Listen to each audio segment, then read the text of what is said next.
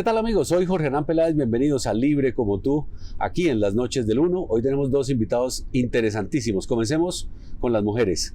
Del Congreso del Pacto Histórico nos visitó en el Canal 1 Sandra Jaimes, del departamento de Santander. Es nueva en la corporación. Veamos la nota con Sandra. Bienvenidos.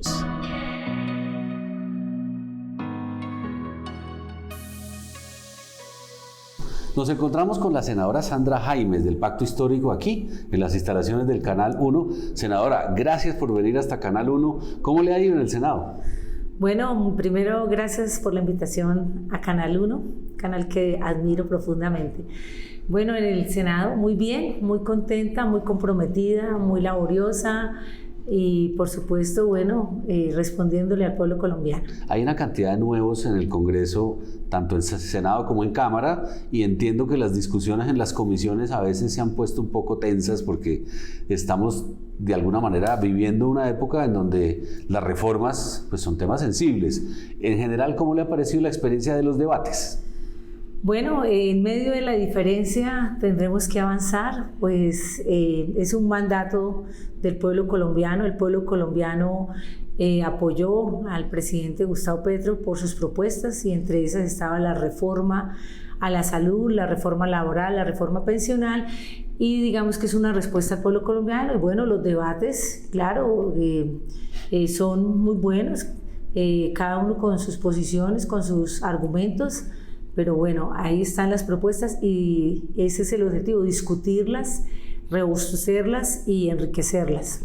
Para la gente que nos está viendo en diferentes regiones del país y de pronto no conoce a la senadora, ¿quién podríamos decir es Sandra Jaimes? Bueno, Sandra Jaimes es una santandereana berraca, oriunda de un municipio muy hermoso, Charalá, del sector educación, maestra por vocación, líder sindical, líder social, presidenta en su momento del sindicato que agremiaba más de 12.000 maestros en Santander y por supuesto filial a la Federación Colombiana de Educadores y una mujer muy trabajadora, comprometida, defensora de los derechos de los niños, las niñas y los jóvenes y por supuesto defensora de la educación pública y como derecho fundamental y bueno, una mujer muy laboriosa.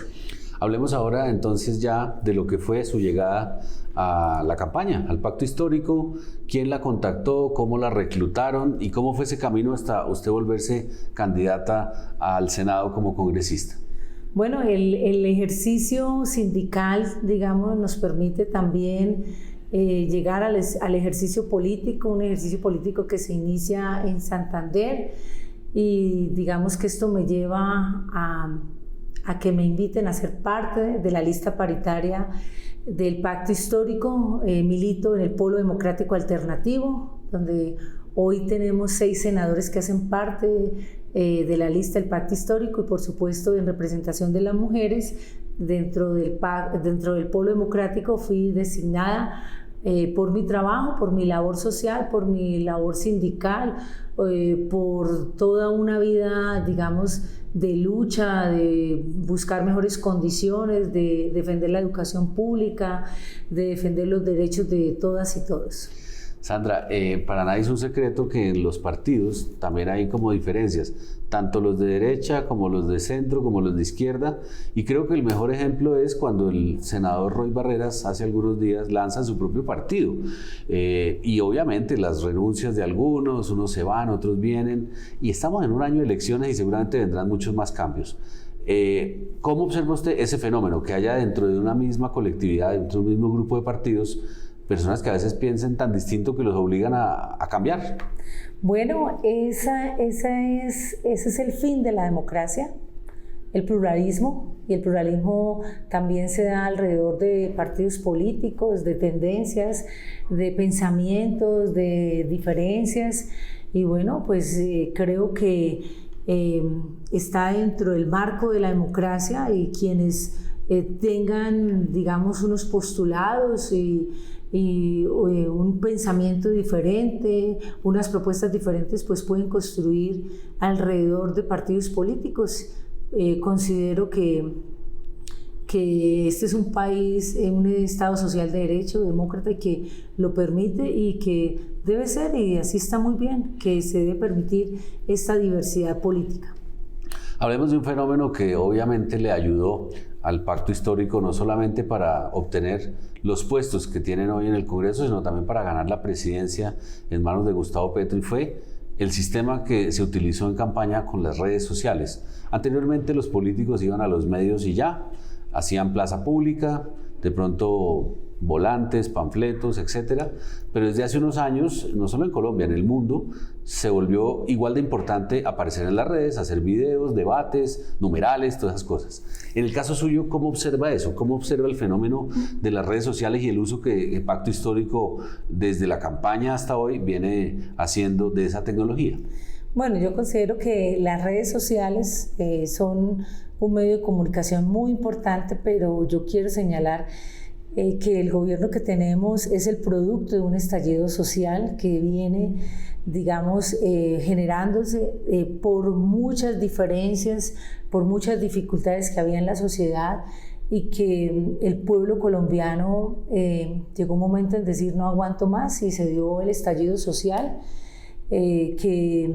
Corrupción en la salud, corrupción en la educación, que la corrupción era uno de los, digamos, de los aspectos negativos que la sociedad ya no toleraba más, pero además porque la pobreza extrema venía creciendo. No habían los recursos suficientes para el tema de cubrir la educación, en el sistema de salud, la intermediación, la corrupción no permitían que la gente accediera al servicio médico asistencial, y muchas otras razones. No había demanda, digamos, laboral, no había oferta para los jóvenes que se hacían profesionales, y llega un momento en que Colombia, y por supuesto las redes permiten que todos los ciudadanos expresen ese inconformismo y realmente hayan voluntarios para esta campaña de decir Colombia no aguanta más y queremos el cambio, y por eso hoy estamos en Colombia, potencia mundial de la vida. Senadora Sandra, a usted ya en su cuenta personal, digamos, ¿qué le ha sucedido? Porque cualquiera que use una red, pues tendrá gente que lo sigue, gente que lo ataca, no es fácil poner de acuerdo a todo el mundo, y a veces por razones que muchas veces uno desconoce, las personas se vuelven tendencia de un día para otro por algo que dijeron, un video que le grabaron. Cuéntenos anécdotas alrededor de su trabajo en eso digital, porque entiendo que a todos los miembros del Pacto Histórico algo les ha pasado. Sí, claro que sí. Por lo menos a veces en los comentarios, pues son muy pocos, ¿no? Yo realmente no, pero de pronto, por ejemplo, en la presentación de un proyecto de ley sobre los entes provisionales, algunos compañeros que de pronto no comprenden cómo se va a llevar el proyecto y emiten juicios, ¿no? Que uno tiene que entrar a explicar, a controvertir. Bueno, eso es como lo más, es el tema de que es un canal donde uno puede interactuar con la gente frente a las dudas que tengan, frente a alguna posición que uno como senadora tome.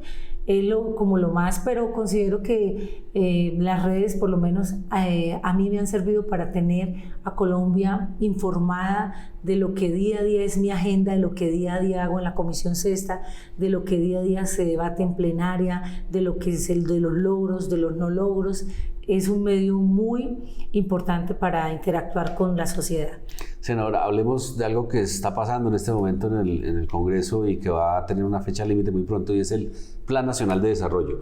En general, ¿cuál es su opinión del Plan Nacional de Desarrollo, o qué puntos le llaman la atención, o qué es lo importante? Bueno, en este plan de desarrollo, importante primero que hubo diálogos vinculantes para que todas las regiones de Colombia se hicieran partícipes de robustecer, de opinar, de presentar cuáles son las necesidades a todos los niveles de su región, y esto me parece muy importante. Bueno, puntos importantes, tenemos por lo menos la democratización de los medios de comunicación, que es un punto importante que esperamos logre estar ahí. Otro punto que es el tema educación, que es la reforma constitucional al Sistema General de Participaciones, que se ratifica dentro de este Plan Nacional de Desarrollo. Para mí es uno de los puntos muy importantes, porque La educación en Colombia ha sido una lucha para tener los recursos necesarios para cubrir la canasta educativa, y hoy se ratifica adentro, y todo lo que tiene que ver, por supuesto, con el cuidado del medio ambiente, que también me parece que hay unos puntos muy importantes. Senadora, hablemos de algo que de alguna manera está metido en su respuesta en la educación, y es el manejo de regalías. Y usted viene de un departamento petrolero y obviamente toda la vida en Colombia se peleó porque unos recibían más que otros, la forma en donde se distribuían los proyectos, estaba todo el tema de conciencias, la misma Planeación Nacional a veces revisando encontró cosas que no debían haber pasado. ¿Cuál debe ser el óptimo manejo de regalías, que es un recurso grande, para que llegue a educación, para que haya investigación y desarrollo, para que las universidades y colegios de Colombia tengan mayores posibilidades?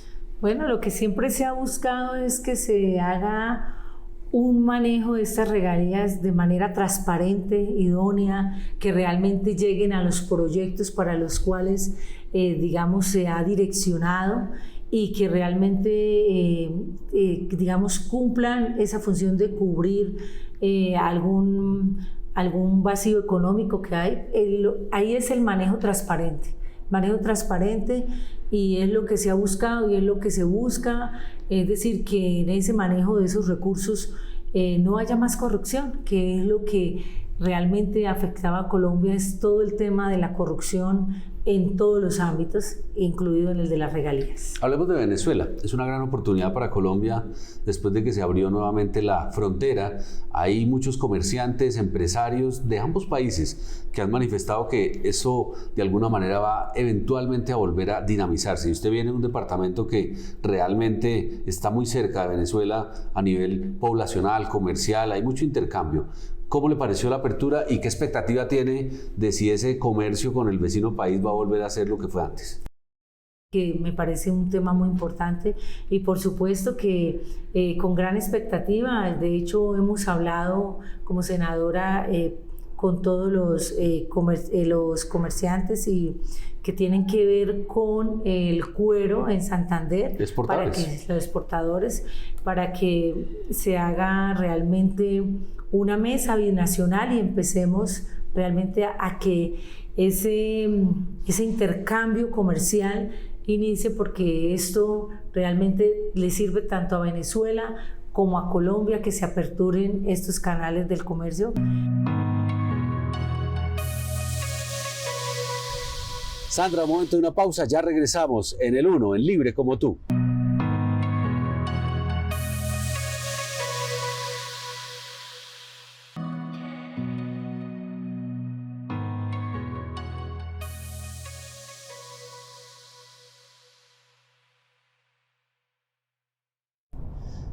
Regresamos y vamos de una vez con el final de la nota, con Sandra Jaimes del Pacto Histórico, que nos visitó en el 1, en Libre como tú.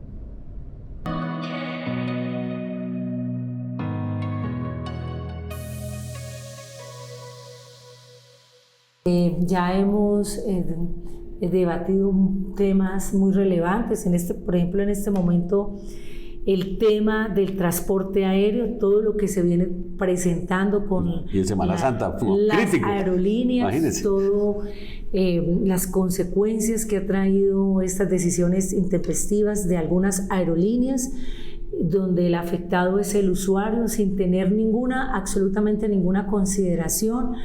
Y realmente esto nos ha llevado a dar un debate serio, un debate donde lo que buscamos es que se proteja al usuario. Tema de educación, por supuesto, un tema relevante, importante. Lidero los temas educativos y por supuesto que aquí estamos. Como senadora hemos presentado nuestro primer proyecto de acto legislativo para que la educación sea elevada a rango fundamental, porque en Colombia la educación no es un derecho fundamental.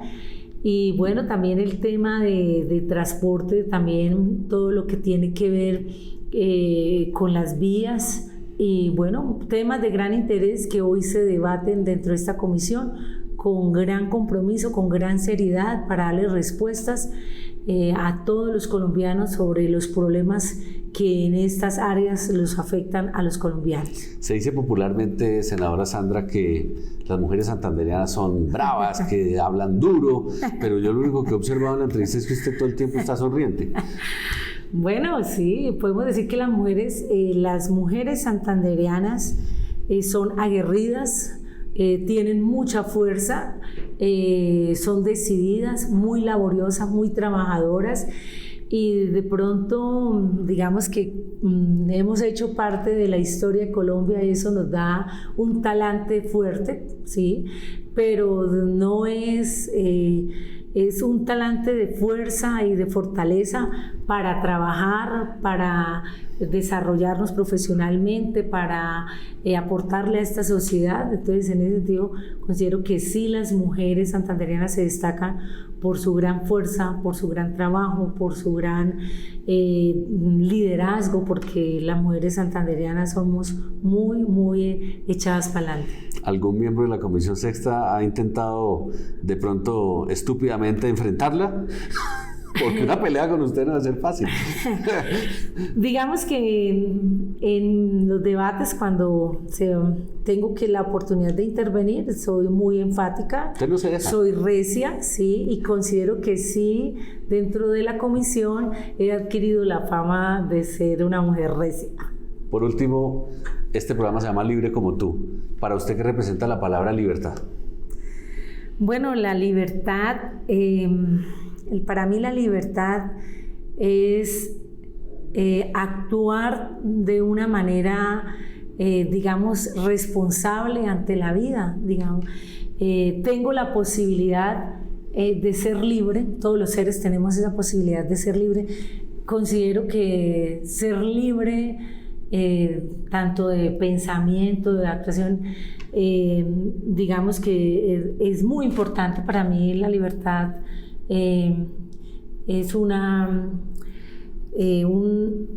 espectro muy importante de la vida de todos los seres humanos, que debemos ejercerla, pero que hay que ejercerla con gran responsabilidad. No, digamos, se puede a nombre de la libertad ir en contra de los derechos de los demás, ni atropellar a los otros. Es una libertad responsable y pienso que sí, es muy valioso ser uno libre, tanto de pensamiento, y este es un país que nos permite ejercer libertades, pero siempre a la luz de la responsabilidad y el respeto. Senadora Sandra Jaimes, Pacto Histórico, Departamento de Santander, gracias por estar aquí hoy en el Canal 1 en Libre como tú. Bueno, gracias por la invitación y muy feliz de este espacio.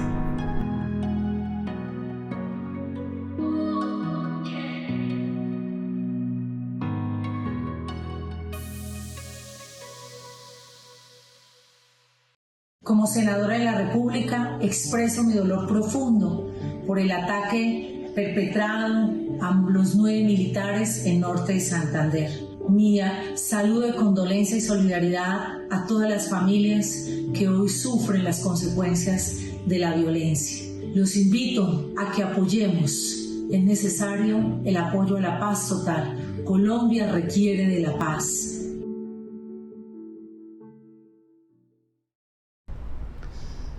Pues Sandra, mil gracias a usted y a todo su equipo, gracias a la gente que hizo posible esa visita al 1, y tendremos más presencia de diferentes partidos, de otros políticos también, del Congreso y de otras corporaciones públicas aquí en nuestro canal. Otra pausa y ya regresamos.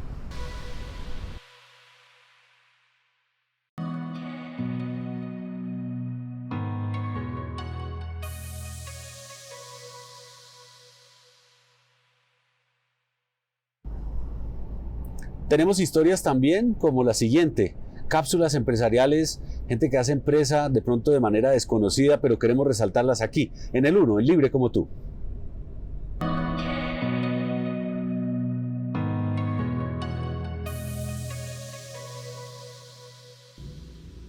El ingeniero de producción agroindustrial y cafetero huilense Germán Bahamón Jaramillo ha tenido experiencias laborales interesantes en Alquería, Kimberly-Clark, la multinacional Sony y también ha estado en Apple. Hoy es uno de los candidatos para ser presidente de la Federación Colombiana de Cafeteros, elección que se llevará a cabo el próximo 27 de abril. Primero que nada, soy, digamos que un huilense que ha sido criado y educado gracias al producto de la agricultura. Eso fue lo que pasó en mi casa siempre. Mi papá y mi abuelo y mis abuelos han sido agricultores toda la vida, o fueron agricultores toda la vida, y yo entiendo exactamente el mundo agrícola y agropecuario, porque eso fue lo que yo viví. Al ser huilense, un departamento netamente agrícola y agropecuario, pues obviamente entiendo esa realidad. Segundo, Iván, digamos que yo soy cafetero, y al ser cafetero hoy tengo también una marca de café. O sea, me ha interesado el tema de la transformación y por eso estudié ingeniería de producción agroindustrial, porque sé que hay que tomar el producto que sale de nuestro campo y llevarlo a hacerle una transformación, agregarle un valor y poderle dar más prosperidad a las familias agricultoras. Y soy un ejecutivo que ha estado más de casi 30 años en este momento en el mundo corporativo. Trabajé en la alquería cuando salí de la universidad, después trabajé en Kimberly-Clark, después trabajé 13 años con la empresa japonesa Sony y fui gerente de mercadeo, Iván, gerente de mercadeo en Colombia, gerente general en el Ecuador, gerente general en Centroamérica y el Caribe, gerente general de Sony Ericsson en México, y terminé esos 13 años como director latinoamericano del negocio directo de Sony. Los últimos 5 años he sido gerente general de Apple, la multinacional gringa, en Colombia, y eso, digamos, que me ha dado una acumulación de experiencia desde el punto de vista corporativo, que son las que quiero conjugar con mi vocación agroindustrial y agropecuaria para ofrecer a la federación, digamos, que una nueva etapa en torno a cómo hacemos que los caficultores, que las 540.000 familias cafeteras tengan más prosperidad. Pues sí, digamos que la caficultura es el primer renglón en el PIB agrícola del país, es decir, es el mejor, digamos que, renglón de toda la agricultura colombiana, y eso ha venido, digamos que, haciendo unos cambios. Nació en donde tenía que nacer, que digamos que es todos los departamentos que conocemos como el eje cafetero, y que nunca dejarán de ser el eje cafetero, pero ha venido evolucionando, digamos que yendo a muchas regiones, Iván, y una de esas regiones, pues hay que mencionar varias para no hablar solo del Huila. Yo soy del Huila, claramente, pero digamos que el gerente de la Federación Nacional de Cafeteros tiene que, digamos, que trabajar para todos los cafeteros. Lo que sí le digo es que el Huila hoy es el número 1 en producción de café en Colombia. El Huila tiene muchos municipios muy buenos en términos de producción, y además el municipio que más produce café en todo Colombia se llama Pitalito, que es en el Huila. Entonces, ese departamento hace 10 años viene dando unos pasos importantes gracias a ese comité departamental que tiene, en donde ha venido creciendo su área de cultivo, pero también creciendo en productividad, es decir, buenas prácticas agrícolas y este tipo de cosas, que ha permitido que el Huila hoy sea el número 1. Pero pues está Antioquia, está Cauca, está Tolima, digamos que producen muy bien y queremos que todos crezcan. Y lo interesante es que yo entiendo la caficultura desde adentro. Como se lo mencionaba ahora, pues yo cultivo café, mi abuelo cultivó café, mi papá nos enseñó a cultivar café y yo cultivo café en este momento, y siempre he tenido ese misticismo, ese romanticismo por el café. Además me lo gozo tomármelo, que yo creo que es lo más importante.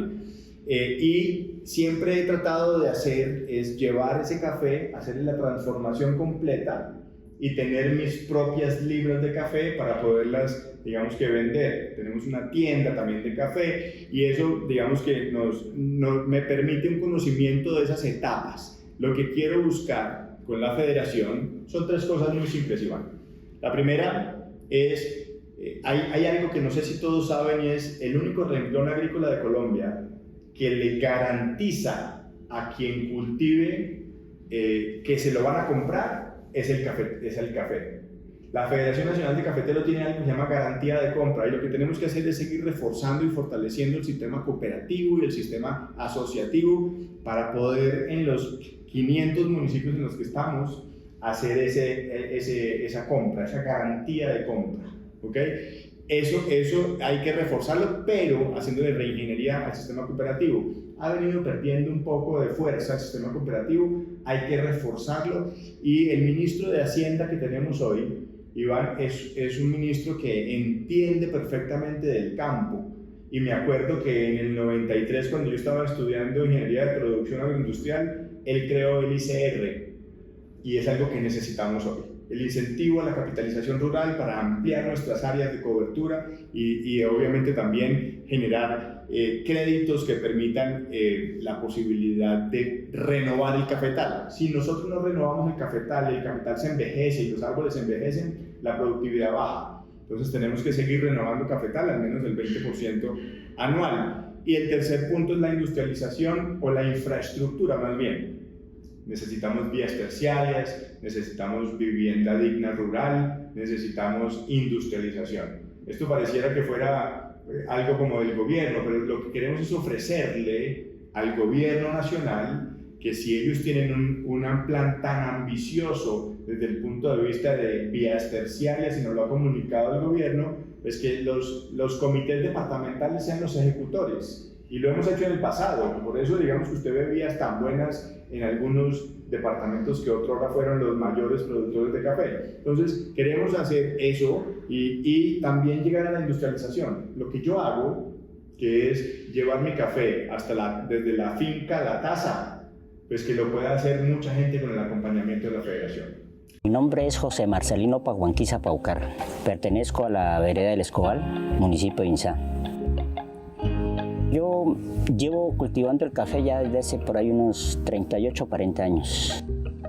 La caficultura para mí es lo primordial. Esas maticas serían como si fueran unos hijos para mí. ¿Ya? Los cuido, les doy de comer. O sea que los alimento para que así mismo ellos produzcan y me respondan. Yo pensaba que de ninguno de mis hijos le iba a gustar esto y resulta que, pues gracias a Dios tengo 4 hijos y los otros se dedicaron a otras cosas, se profesionalizaron en otras a base del café. Con eso la ayuda mía, ellos son profesionales, mis hijos, los mayores. Y el menorcito pues salió del bachiller y entonces él me dijo, papá, yo quiero dedicarme al café. Él hizo unos cursitos ahí de preparación de café, de catación de café, entonces a eso me basé y pues gracias a Dios. Entonces él me dijo, papá, hagamos esto. Entonces comenzamos los dos ya. El hijo mío es joven, entonces él me dijo, papá, hagamos así, esto y esto y esto, y lo hicimos. Momento de otra pausa, ya regresamos en el 1, en Libres como tú.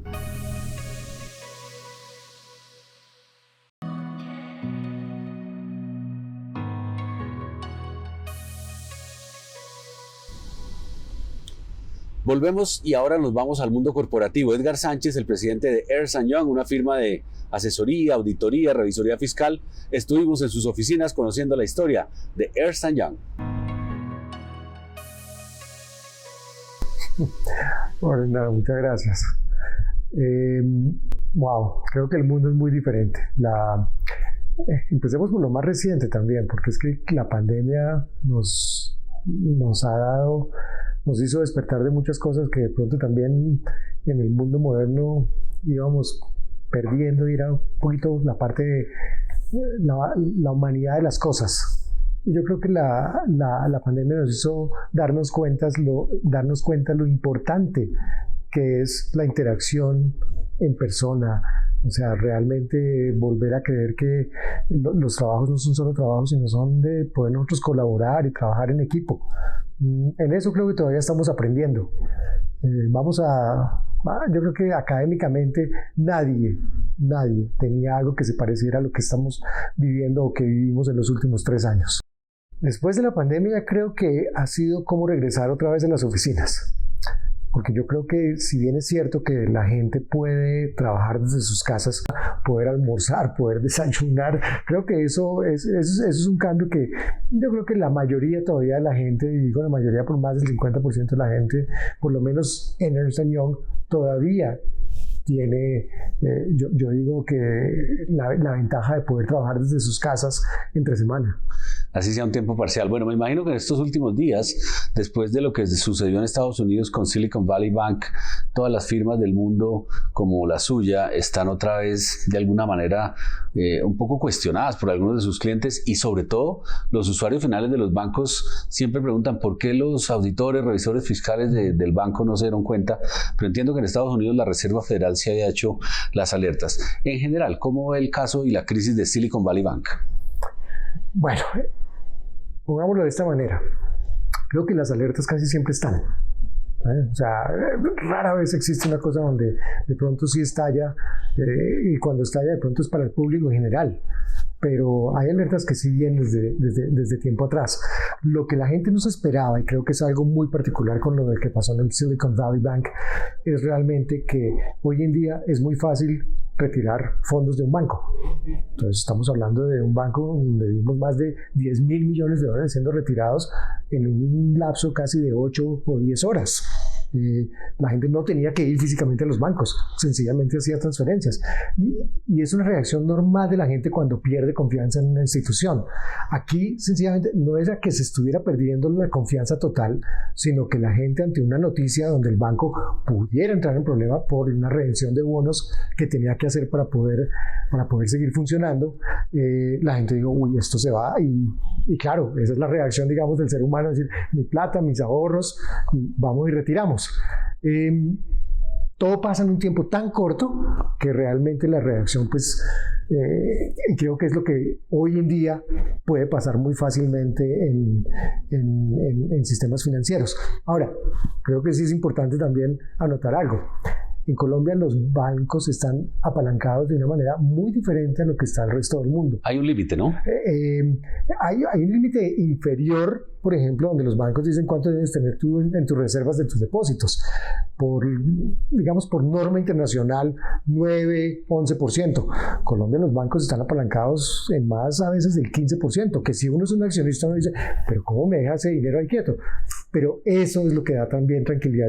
Yo le diría que a la audiencia, eso es lo que la gente le da tranquilidad en un sistema financiero como el colombiano. Ahora, también hemos vivido tantas crisis que creo que hemos podido aprender muchísimo de ellas, y apalancarse tanto pues ha sido una de las reacciones para poder tener un poquitico más de estabilidad.